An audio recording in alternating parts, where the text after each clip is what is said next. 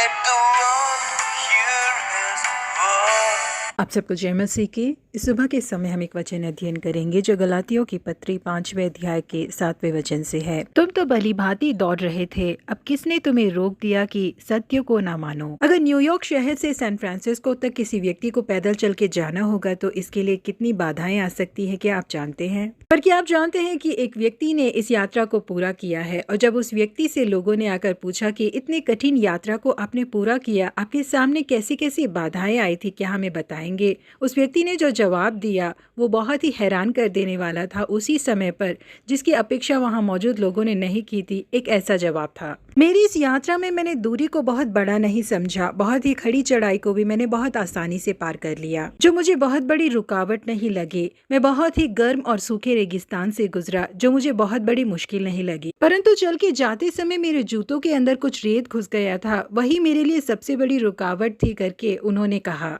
जी हाँ प्रिय परमेश्वर के लोगों, बिल्कुल इसी तरह से हमारे आत्मिक जीवन में हमें बहुत बड़े पाप नहीं गिरा पाते, लेकिन रेत के समान छोटे पाप जिसे हम अनदेखा कर देते हैं वो हमारे आत्मिक जीवन को पूरी तरीके से नष्ट कर देते हैं। वो हमारी यात्रा को दुख भरा बना देता है। जब तक हम उसे निकाल कर नहीं फेंक देते, हमारी यात्रा सुखमय नहीं बन पाती। भले ही हमारी आत्मिक जीवन की दौड़ को रोकने के लिए व्यभिचार, चोरी, डकैती या खून जैसे बड़े पाप हमारे जीवन में ना हो, और जिसे हम छोटा समझते हैं या जो हमारे अंदर है जिससे हम अनजान है, झूठ, आलस या ईर्ष्या जैसी चीजें बहुत बड़े नुकसान को पैदा कर सकती है, जिसके कारण हमारा जयवंत आत्मिक जीवन रुक सकता है। इजराइल के पहले राजा के रूप में नियुक्त किए गए व्यक्ति थे साउल। ये साउल राजा बनने से पहले बहुत ही ज्यादा नम्र व्यक्ति थे। शुरुआत में तो वो अपने आप को इस पद के योग्य भी नहीं समझते थे, लेकिन दिनों के बीतने पर उन्होंने परमेश्वर की आज्ञा को भी मानना जरूरी नहीं समझा। उसके बाद देश में दाऊद को जो महिमा मिली उसे देखकर साउल के मन में ईर्ष्या पैदा हो गई। उसी दिन से उन्होंने अपने चैन को खो दिया और वक्त से पहले ही उनकी मृत्यु हो गई।